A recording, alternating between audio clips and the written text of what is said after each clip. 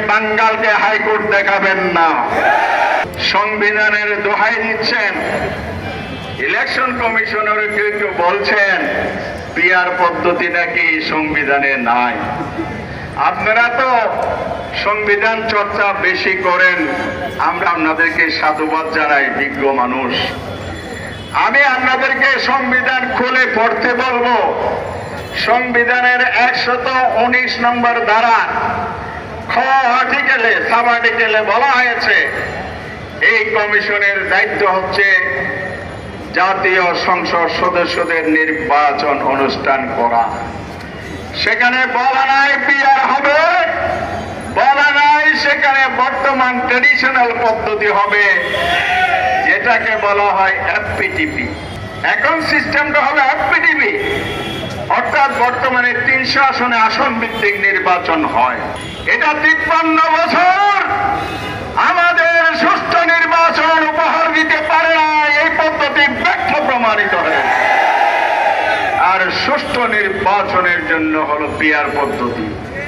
তা আপনি কিভাবে সংবিধানে পিআর নাই বলেন? আপনি আমাকে বলান, দেখান 119 নম্বর ধারায় আপনাকে নির্বাচনের যে দায়িত্ব দেওয়া হয়েছে, যে সংবিধান আপনি শপথ নিয়েছেন, সেখানে পিআর পদ্ধতি নাই, মেনে নিলাম। আপনি যে পদ্ধতিতে রোডম্যাপ দিয়েছেন সেই পদ্ধতি কি আছে? মেহরবানি করে বাঙ্গালকে হাইকোর্ট দেখাবেন না। এদেশের জনগণ সজাগ, সচেতন। দলীয় এজেন্ডা বাস্তবায়নের জন্য ওই জায়গায় আপনাদেরকে বসানো হয় নাই। এটা পলিটিক্যাল ইস্যু। আমরা রাজপথে দাবি করেছি, কেউ বিরোধিতা করেছে, পলিটিক্যালি সমাধান হবে।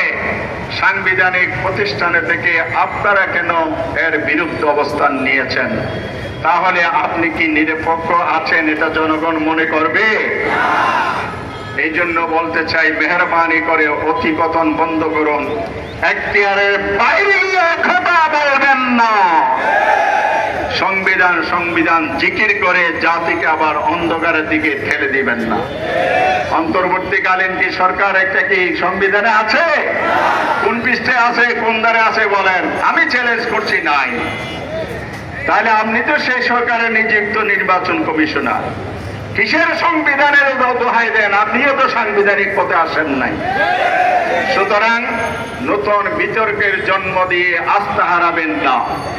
ফ্যাসিবাদী আমলে যে বোর্ডের মধ্যে আস্থা নষ্ট হয়েছে, আমরা আস্থা রাখতে চাই, আপনারা আস্থা ফিরিয়ে আনুন। যে 84টি জায়গা নিয়ে ঐক্যমত কমিশনের ঐক্য হয়েছে, এগুলো সম্মিলিত ভাবে সকল দলের ঐক্যমত থাকুক বা নাই থাকুক, যে 84তে হয়েছে সেটার উপর জুলাই সনদ রচনা করুন।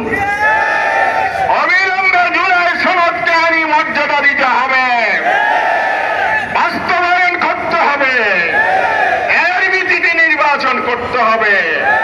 তাইলে ফেব্রুয়ারির নির্বাচন সুষ্ঠু, নিরপেক্ষ এবং গ্রহণযোগ্য হবে।